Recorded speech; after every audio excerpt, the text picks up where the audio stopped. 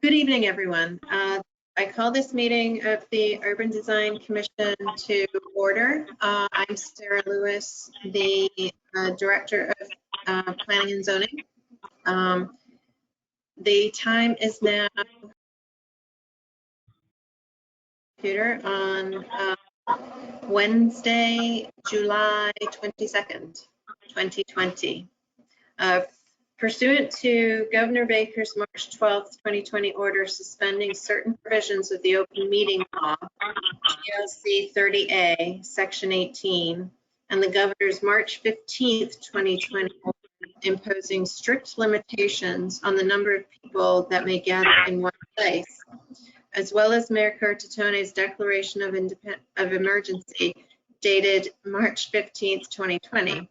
This meeting of the Urban Design Commission will be conducted by remote participation.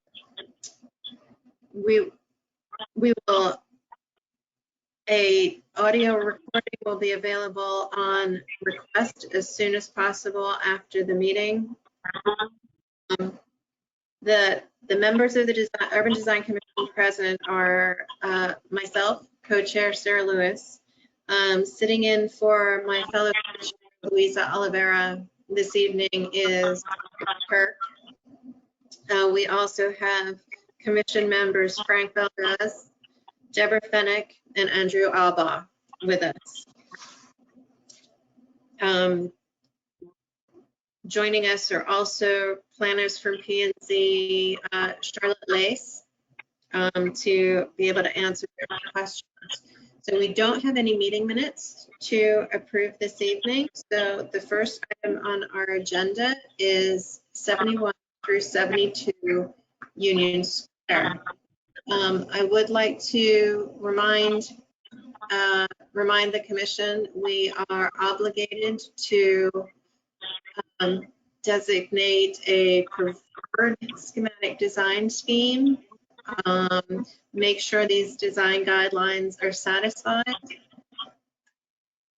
as the team presents their scheme. So we will walk through the decisions as we need to after the presentation.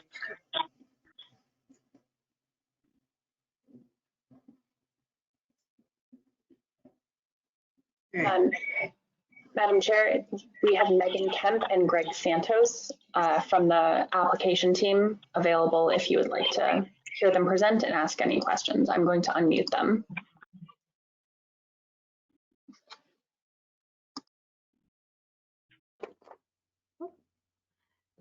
Good evening. I'm not sure where Sarah get kicked off.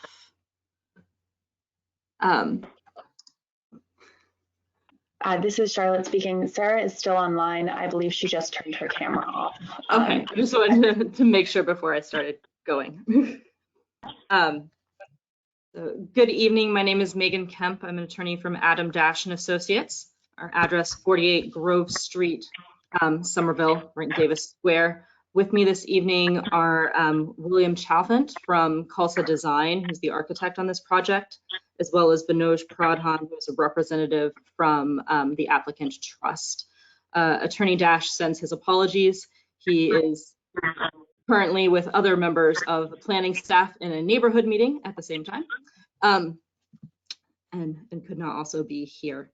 As a bit of a background, this property at 7172 Union Square is currently, it's a 1,757 square foot lot, an existing single-story brick commercial structure bordered on the left-hand side by the old police station, on the right-hand side by the independent restaurant right in the heart of the square. The applicant is seeking to add 2 commercial floors to that existing structure, so that the structure will be 3 stories with a basement, all commercial. The first floor and basement will be cannabis retail, the second floor education and meeting space, the third floor being offices. The building floor plate takes up most of the lot. It's 1,631 square feet. We will be adding a green roof, but as the building is basically staying the same other than those increased 2 stories, the existing green score deficiency will remain. But there is also a plan to have a payment in lieu to the city to offset that. The applicant is demolishing about 44% of the building, mostly the roof and that front facade, in order to make the height extension.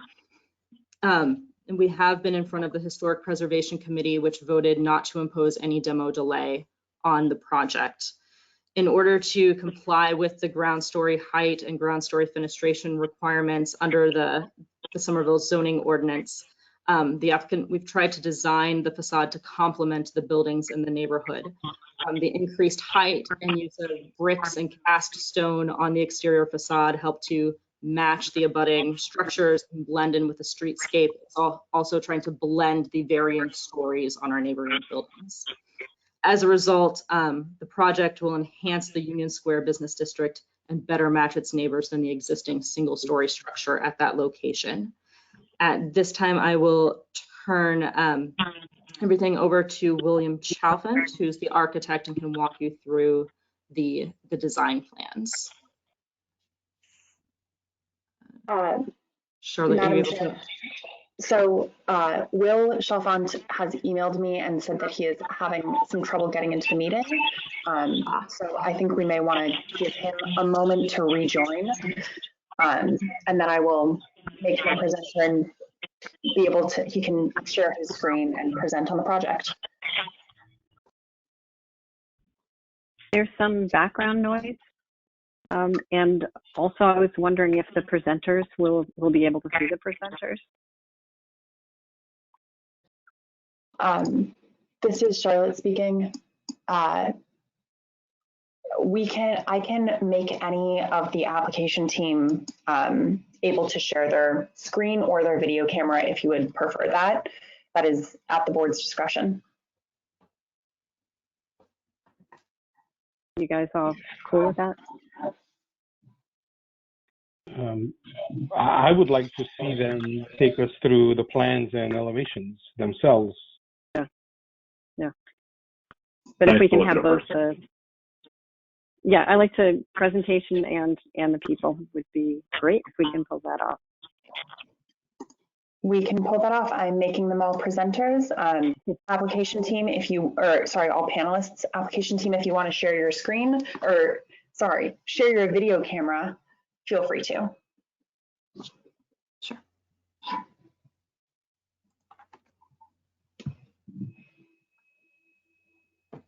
Hello.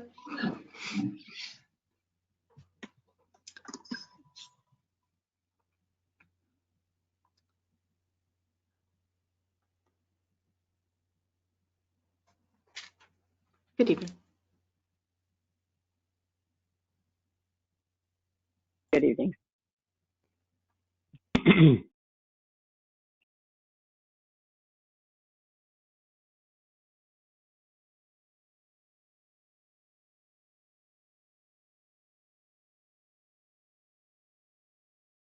Okay. Through the chair, Will, I think you need to enter your PIN before we'll be able to hear you. So if you want to do that and then at the discretion of the board, present.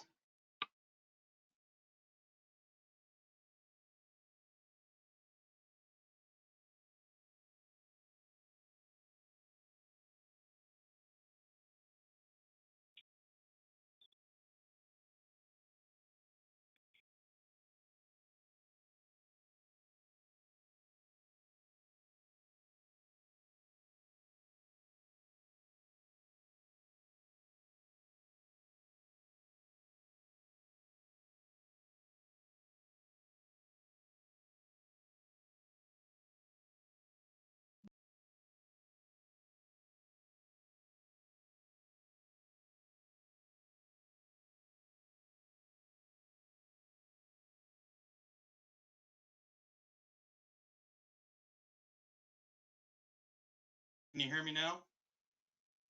Yes. Can you see my screen? Yes. Yes. Okay. I apologize for the delay. I've got a neat delay here as well, so I apologize if I talk over myself. So I will start with the first sheet here. Name again is Will Chalfant from Colsa Design. We are the architects on this project. Our office is in Somerville on Ivalou Street. So I want to start off by showing some of the existing buildings that make up Union Square. As you'll note, the square was predominantly made up of masonry buildings from varying eras. Quite often the brick is mixed in with stone elements as well as precast concrete.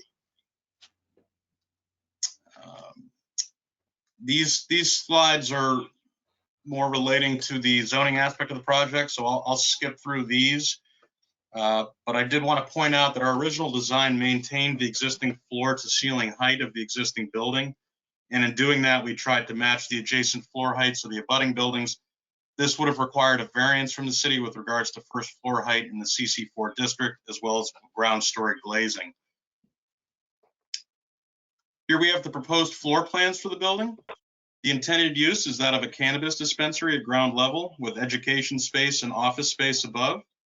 The small size of the lot has driven the decision to go with 3 stories opposed to a 4 to avoid the need for a second stairwell. Being that cannabis will be sold here, the CCC requires that no products are visible to pedestrians along the street. We have addressed this by creating an entry vestibule and security checkpoint that still allows for street activation and storefront transparency while shielding the products that lay within the store. Here we have the proposed elevations. The top right elevation is the one that we are focusing on tonight, as it will really be the only facade visible to the public. The building is effectively landlocked otherwise. For the ground floor, we have used a cast stone, most likely a limestone, as well as a precast water table. Due to the required 18-foot first floor canopy, a canopy has been placed about 2/3 of the way up the storefront to provide a more pedestrian-friendly experience with regards to scale. The first floor is then capped with a precast cornice, which separates the stone below with the brick above. I'll go into further detail on the next page. This sheet is intended to show how we arrived at this aesthetic. The buildings that directly abut the building have elements like precast window trim, brickwork, cast stone, and decorative metal railings on the independent. Here is a collage of sorts illustrating the proposed building to its neighbors. As you'll see, the requirement to have an 18-foot first floor has unfortunately not allowed us to align the cornices or windowsills, but we have done our best to align the entry canopy with the adjacent awnings and ground level woodwork. This last slide provides 3 options for the building facade design. All of them meet the requirements of the zoning for ground story glazing and height. Facade option 1 is our preferred design with ground floor stone, brick above, precast windowsills and headers, along with an open air top floor patio that is framed in precast. Facade option 2 is a slightly different version where the storefront has been given a Palladian style center window, soldier course sills and headers, along with an arched open patio on the top floor and roll-lock bricks outlining those arches. Both options 1 and 2 maintain an entry canopy. Facade option 3 goes in a slightly more contemporary direction. The entire facade is comprised of thin limestone with exclusively storefront style glazing.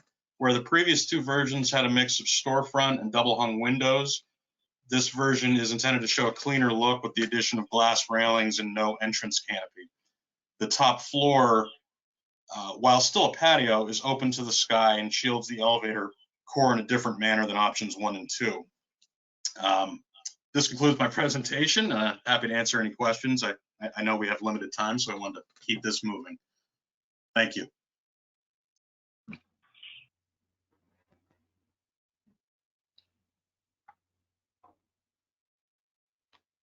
Okay, quick question. Megan, is there anybody else that needs to present this evening, or No, that's it.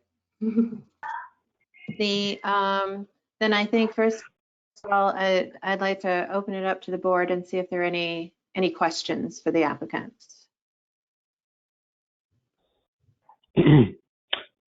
Is there any more detail from a material perspective as to what really the elevations that you presented are very just gray and white, and you showcase in option 3 a cast on limestone and different materials, but we really don't see the materiality of that elevation and its trueness.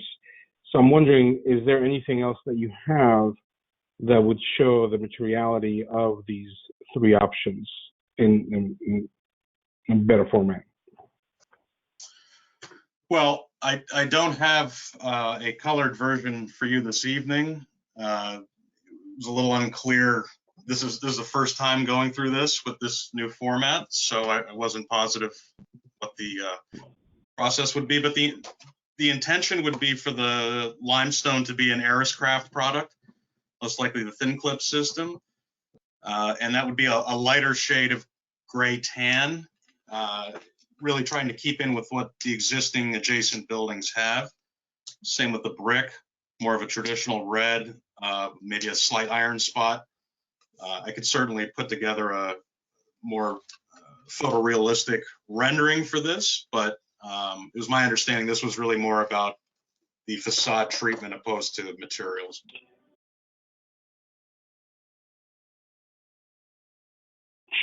Sure. I mean, I think that they're both one and the same, I would say. But the one thing that you're demolishing the existing building, correct? And everything Well, else that is our is new. intention. Correct. I would say in a quick format for me, I think that one of the issues that I've had previously is the idea of new buildings trying to replicate themselves in the historicism kind of format, and the idea that the building is trying to blend itself into a historical context while not being historical, many times actually don't turn out that well. So my initial inclination of looking at what you refer to as your preferred elevation is really not the direction aesthetic that I would go in, the idea of trying to replicate the surrounding context by using the same materiality. And therefore, that's why I was asking you more questions about option 3, because I was interested in seeing what the architecture and materiality of option 3 is, as it would be able to be distinguished between the building on the left, which is the old police station, which is a historical building, and the building on the right, which has also some historical components to it. So the idea of being able to distinguish that the building is a contemporary addition versus the idea of getting confused on the idea of what is it trying to be. Sure. So I agree with you. One thing I hate is faux historicism, and I can see that this is heading in that direction slightly. But I would argue that in the city of Somerville, often at these neighborhood meetings, when a contemporary building is proposed, mouths are agape and they can't understand what they're looking at. So often they say, "I'd like this to look like the buildings around it." We had numerous neighborhood meetings where they were happy with the aesthetic. They thought that it should fit in. I don't disagree with you. I think about the building on Newbury Street where the Chanel store is, where it's a very contemporary looking building that fits into sort of a historic surroundings.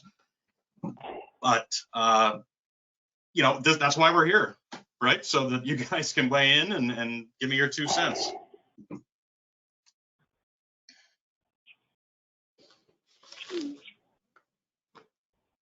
Yeah. So Frank, I agree with where you're going with this conversation.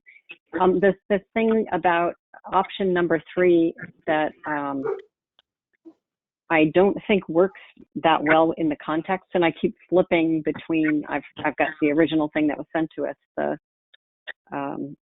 What is it? The image of the street facade collage. I worry about the height of the building, or the apparent height of the building with that setback. I think it's a little more successful with the additional height. I do think there's at least one too many cornices in all of these alternatives. Agreed. Yeah, or at least option 1 and option 2 is like get rid of the one, the middle one, the second Right. from the top. Yeah, but I do think that the height is better in the first 2, and I think the ambition is better, or at least maybe it's vague, so I can read into it what I want. But I also would have questions about what materials you would choose for that. That would feel. I mean, the one thing you can say about what's around it is it feels substantial, and I think that is the one quality that I would want to pick up from its neighbors. Right, exactly. And actually, I fully agree with you. And I think one of the things that I would say, I don't have anything against the idea of using brick to be contextual, but you can use brick in a modern context. And the idea of maybe perhaps bringing in a Norman brick or a different type of brick that differentiates itself. It's still you're using a brick, but it has a different dimensional component, and perhaps it has a different articulation to it. Instead of just being fully flat, that creates a more contemporary articulation of the building within a historical context and still blending in with the brick that exists around there. I think that would be something that could be played with. And I would say that perhaps option 2, does have some of those qualities that could be developed further and have that kind of elegance. If some of the materiality would be developed a little bit further, or the renders would be developed a little bit further as well. Okay. Yeah, I agree with a lot of what Frank and Deborah are saying. Again, I don't know that I don't think that it needs to be matchy-matchy with the rest of the neighborhood. I think that in terms of context images, there's a lot of larger, more contemporary work about to go in at Union that I think should be acknowledged as part of the future pattern of that neighborhood. And the Independence and the adjacent building don't look particularly like each other either. So I think if this doesn't sort of match in, I think that's fine. I'm not a huge fan of option 3. I guess I think Frank and Deborah are sort of seeing into that design probably more than I possibly can, because it looks very, very flat and stark to me, and that could just be the rendering style. I don't love 2 either. The Palladian doesn't work for me. I prefer 1, but I kind of only prefer 1 from the second floor down if we ignore the white stripe across the middle of it. Could you talk a little bit more about the porch on the top? Because that to me seems like the place where it goes really outside of the context for me. Like it to me, the first version looks like it's a building that's trying to match the historical concept with what's going on, except for that third floor where I just can't place that in any sort of precedent. Sure. So the original intention here was for that upper floor to be used for a possible future cafe. That would obviously be dependent on the CCC regulations. But it was just to create some activation on the upper level. We had neighborhood meetings where they were very responsive to having something up there, whether that was a future cafe or something that ilk. But the thinking was to just have that be a semi-enclosed space that open to the air, and it could be filled in with building, or it could be pulled back. Again, this is we've been at this project for about 6 years now, and it's gotten kind of stuck in the zoning, and so I don't want to sound exasperated, but we're looking for direction, and we're willing to do what you advise. Personally, I would much rather have an active streetscape and have something associated on the ground level. I think in the plan, we're only seeing really 3 tables up there, which seems like it's just not enough to support a cafe, and it's creating sort of an architectural, to me, ambiguity. And I'll let the architects agree or disagree with that too. No, I would totally agree with the ambiguity term. I think you hit it right on the nail. What would you prefer to see there? Something that feels more related to the second floor. Okay. You know, you talked about a green roof, and you know, you really didn't mention anything beyond just there's a green roof. So I was trying to understand really what that green roof was and what the purpose was it, and you know where So it is, but it's not also articulated at all as well. So Right. Well, the green roof is to meet zoning and the green score. The lot is entirely filled up by the building, so the only way we can achieve that is by putting a green roof up there. If it were to become habitable, it would require a second stairwell, which, given the shape of the building, would eliminate any potential for that to be habitable. I mean, make the space leasable, excuse me. right. I mean, I think the it- space is basically being mostly designed for the retail of the pot. Correct. And Fine. no, which is fine. And I mean, I understand that there's a lot of security components that come associated with that, and how those things are treated, and how they're, you know, people come in and people exit, and how money comes in and money comes out, blah blah blah. So it would seem, in my mind, that potentially that third floor office space patio would probably never really be activated, just because of security reasons and the idea of just bringing additional pedestrians up there to just be hanging out.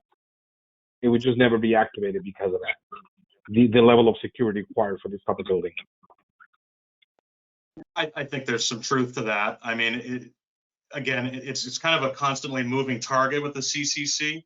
You know, you go to other countries and obviously they have outdoor seating and places to enjoy the product, as it were. So, you know, I agree that there isn't a lot of people that can fit up there. So I would not be opposed to removing that and making it just building, you know, so it's just a solid third floor. I think that would still be effective and give the client what he's looking for. It was just an idea that was received well initially, but I appreciate your input. Yeah, I think it's better as a third, you know, enclosed third floor. Okay. And can I ask you something? And How big is- again, I'm going to restate that I think it's got too many cornices. I think the one that separates the second and the third floor is creating very strange proportions to the building. There was a sale Yeah. on cornices on Revit that day, so I added as many as I could.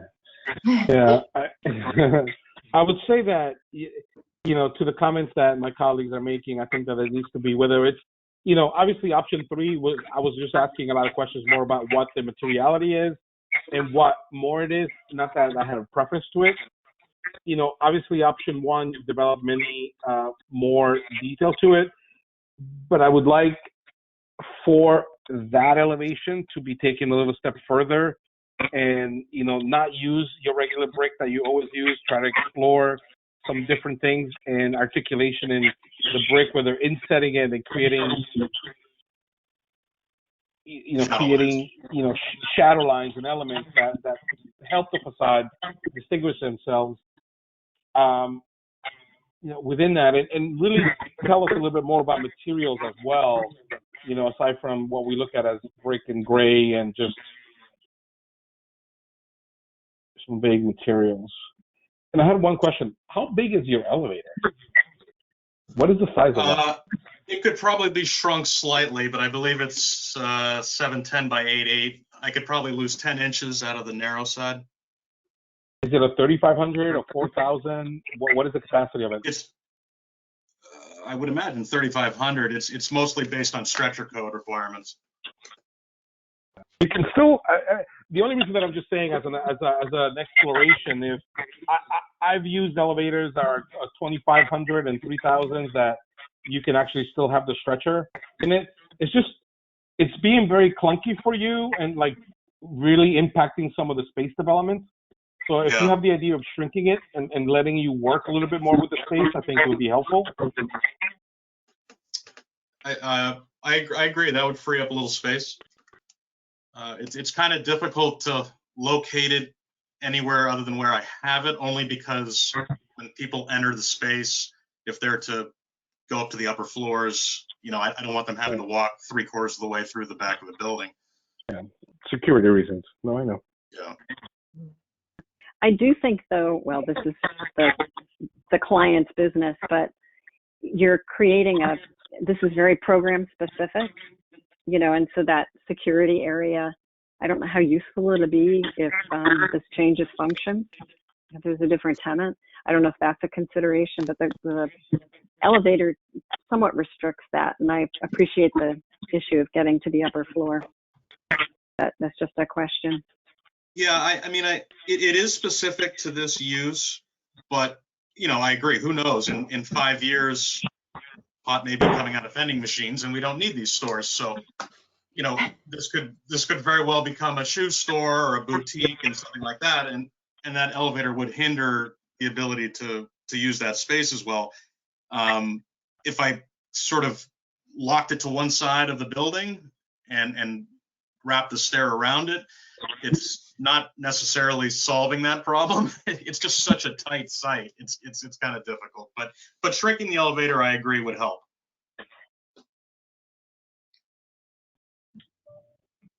So I had one other question. So the elevation shows the independent side.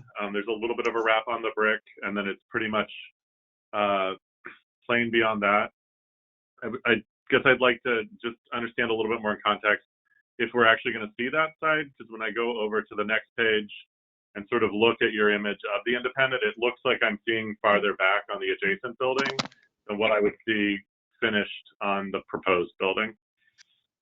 Yeah, so the first floor and part of the second is effectively kissing the independent. But I agree, when you look at that photo, at minimum, I would want that top floor to have brick or some other material than what I'm showing, so that it's not just a blank wall. It might be a good opportunity for street art or something like that. But it's, zero lot line. I can't punch a bunch of windows in there, so. Which is fine. I think street art, some sort of mural would go a long way in Union. I think that could be cool as a temporary, or at the least finishing the brick, if not something cooler. Yeah, one idea we had, the CCC obviously creates no products being visible.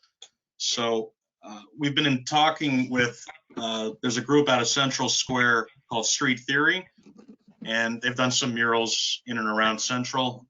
And the thought was maybe that whole entry vestibule would be treated in some sort of mural so that passersby could enjoy that without necessarily having to go inside and, purchase products.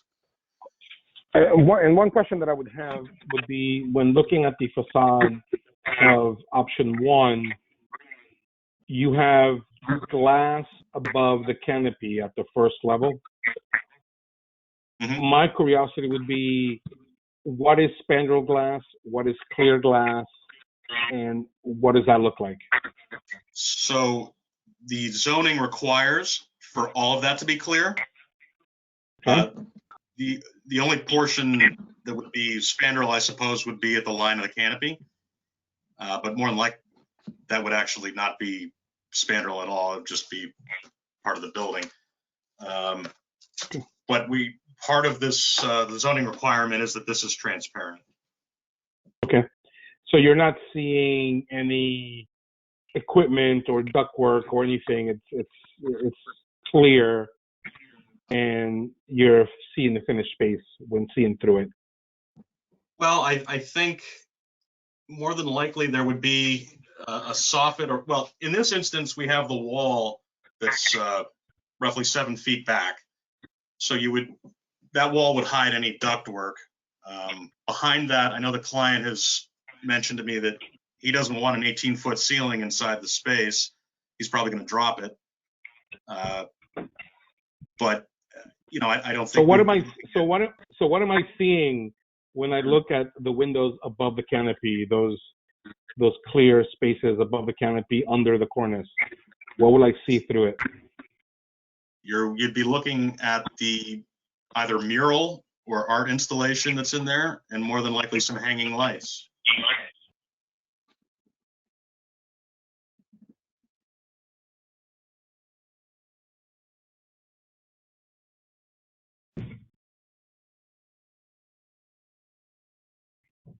It's difficult with an 18-foot ceiling in a building that's, you know, roughly 20 feet wide. The proportions are a little awkward, to be honest. Unfortunately, the 18-foot ceiling is meant to get to some of the points that have already been raised as to the program specificness of the floor plan, so that for retail spaces in the future, should this change use, then it has the flexibility that a retail space would require. Wait.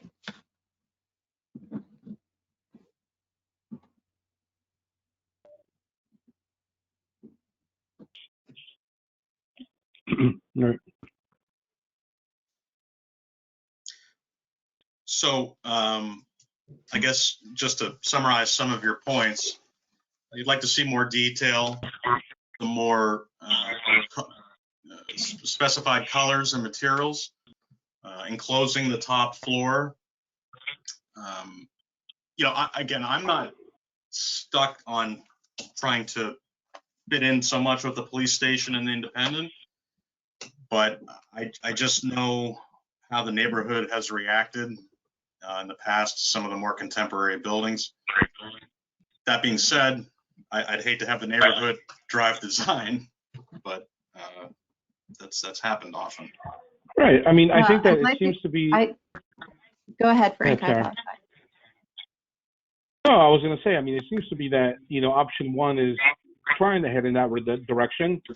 And what we were asking is just to try to take that you have and, you know, give it a little bit more articulation, not necessarily making it modern, but giving it some contemporary flair by using different type of brick, different size, you know, some, you know, recesses in the brick and some articulation that will give it a little elegance and distinguishness from the rest, but still keeps the brick, keeps the relation to it. So, you know, I think that you can do a great job at trying to reconfigure that.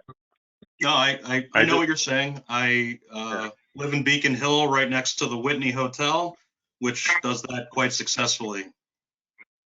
I just went online and looked at the other dispensary in Union, which I think is called the Liberty, and that's a very traditional building, but it's been painted brick, and it's a traditional building but it looks cool and kind of young, and they've redone what's. It's not any less traditional, but it fits into that neighborhood in a different way. I'm not sure that's an apples to apples comparison, considering it's a single story, you know. Yeah. It's a single story, garage, but it's the general concept is it doesn't have to be extreme, like by the book traditional to fit in this neighborhood. Got it. You know, you're familiar with the brick building on Lovejoy Wharf that was done by Robert Stern, the Ramsar building. It's a brick building. Yeah, it has some traditional components, but it begins to play with the brick that distinguishes from the back, you know, the existing brick buildings. You know, it blends in yet distinguishes, you know. Sure. So, I mean, I think if I would say, I think that we don't need to look at more developments of option 2 or 3, but really he can, I mean, this is, again, I don't know what else we would say, but taking option 1 and developing it a little bit further with some of the options that we've said, you know, taking away the third space and incorporating it, playing with the brick and some of these things, and let's see what that comes up. Yeah, and I did have a realistic rendering done for the previous submission, which I think really helped contextually understand the building. I'll be the first to admit the collage is a little amateurish. It was done sort of on the fly, but you know, with a refined rendering with the comments you've made, I think we can create something that is not only not modern, but up to date and isn't trying to be something it's not. Correct. Good. All right, well then, do I have a motion to approve scheme 1 with the additional pieces of detail that we have just discussed on the materiality and the and enclosing the top floor? And getting Would we rid of see the that cornice.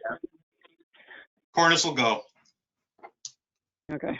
Yeah, we can put that in the minutes too. Yeah. Right, okay. But we thank would you. like to see it. But we would like to see it again, right? Yeah. I second that motion. Okay. Actually, I- who made? Okay, Frank, you made the motion. We'll have Andrew second it. I second it. Okay.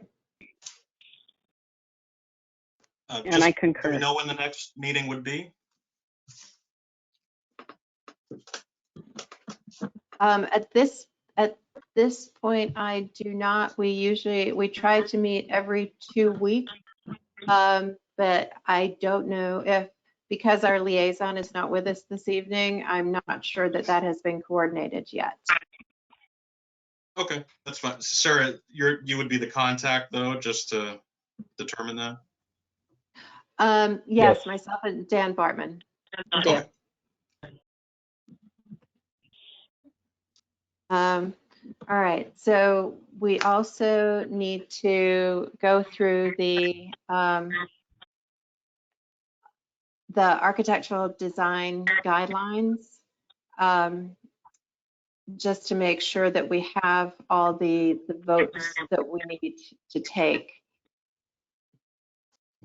So the facade design, as Will had said in his presentation, the storefront and does meet all the requirements of the facade design, differentiating the ground story,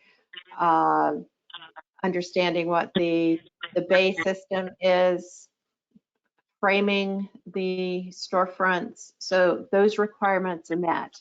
The architectural design guidelines, I'm going to read them, and I think that if we take votes on each of them independently, is that all right with the commission? Sure. Yeah. Okay, so this is an MR4 district. So the first one is facades should be visually divided into a series of architectural bays that are derived in general from the building structural bay spacing. I'm sorry, it's CC4, right? Not MR4. CC4. Yeah. Yep. So Oh, yes, you're right. I'm sorry. Same design guidelines. Sorry. so do we have to vote on it and say it does? Yes, please. So I know I make a motion it does. A second. Concur. Okay, unanimous. Thank you. Piers, pilasters, or other features defining each architectural bay should either extend all the way to the ground or terminate at any horizontal articulation defining the base of the building. Yes, it does. Second Do I have that. a second? Second.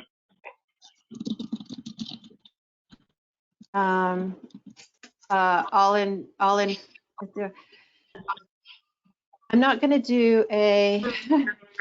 We're trying to do a roll call vote, but as there's just 3 of us, as long as I think each of you express your opinion as you've been doing it, I'd rather do that than a roll call vote. I hopefully that's all right procedurally.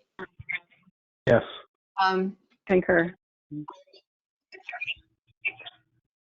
C, architectural bays should align in general with individual or groups of storefronts and lobby entrances.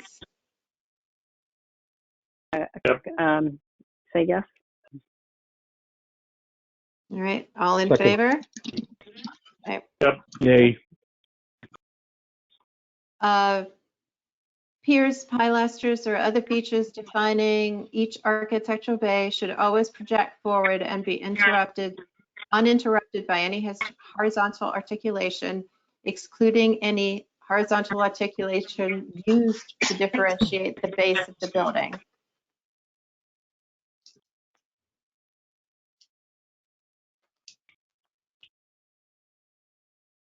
Do I have a Just do motion? thumbs up.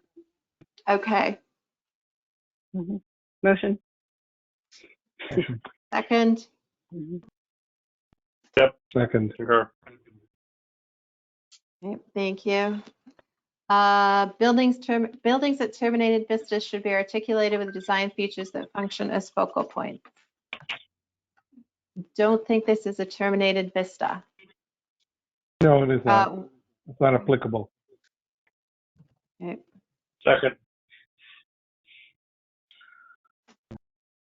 I got 4 minutes left on my battery in my Concur. computer. All right, I'm talking quickly as I can. Where are we? G. Fenestration glazing should be inset from the plane of the exterior wall surfaces.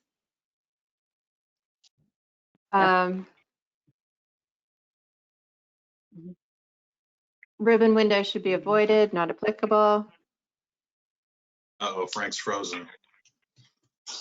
I'm still on my phone though. So I can hear. Okay. Monotonous and repetitive storefront or lobby systems, awnings, canopy types should be avoided. That is, I'm going to go on a limb and say in a 20-foot facade, that is true. Yeah. Yeah. Lobby entrances for other story uses should be optimally located, well-defined, clearly visible, and separate from the entrance of other ground story uses.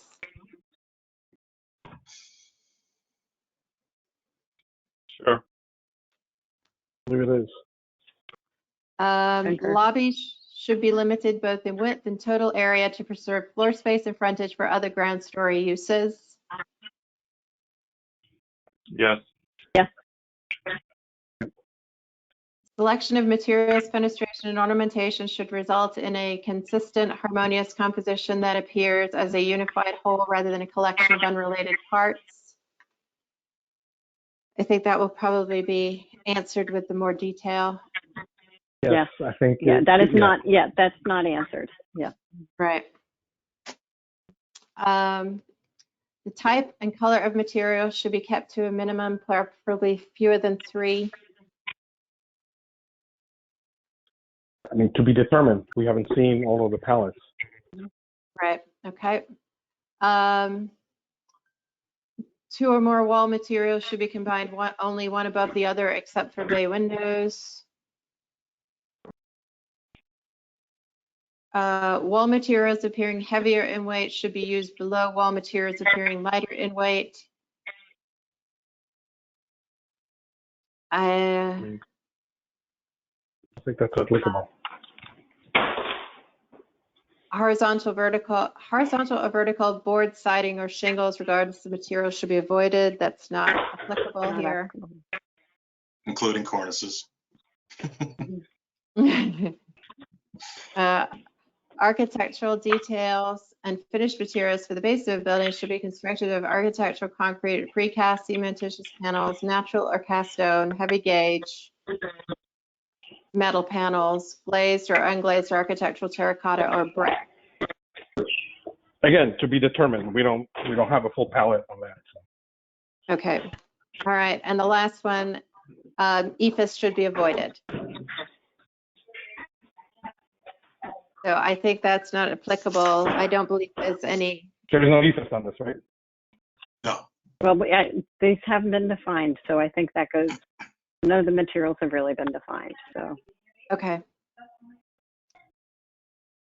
Okay. So I think we have voted on what we can for tonight, and we will reconvene at the next meeting.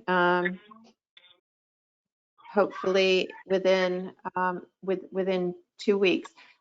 Quick question of the board. The commission, are you available at that time?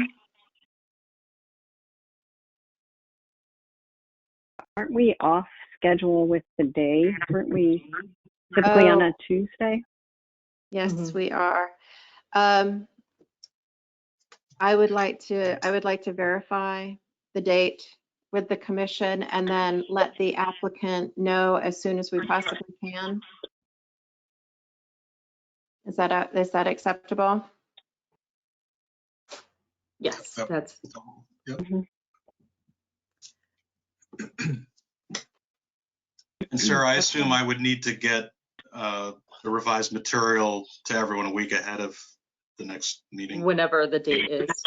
Okay, Yes, the week before so we can share it a week ahead of time with the board for review. Yes, please. great. Thank you. So at that, I think our work for this evening is actually done, and I don't think we've lost Frank yet. So that's something to be achieved. Good job. I mean, he is wearing a Yankees hat. Oh, maybe we should lose him then. Well, I make a motion to adjourn. I appreciate All you right. tolerating my technical difficulties, and I will try better next time. It No, happens. It's all a learning curve for everyone. At least we weren't Exactly. hacked. Growing pains. All right, we do have a motion to adjourn on the table. Anybody second that? Second it. All right. All in favor? Aye. Aye. Sorry, I'm back on.